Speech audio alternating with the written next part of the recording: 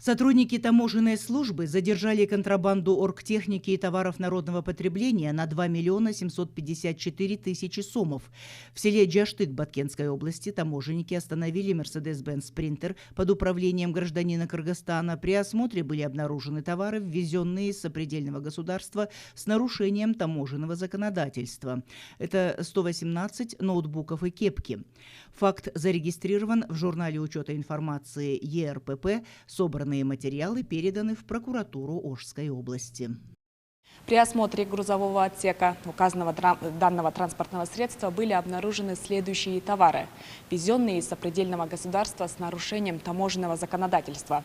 Это такие вещи, как ноутбук Acer в количестве 90 штук, ноутбук Lenovo модель 81HN в количестве 8 штук, ноутбук HP в количестве 20 штук и головные уборы, кепки, маркированные American Style в количестве 1000 штук.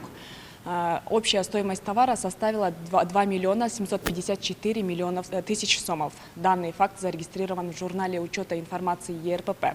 Собранные материалы переданы в прокуратуру Ошской области по подследственности.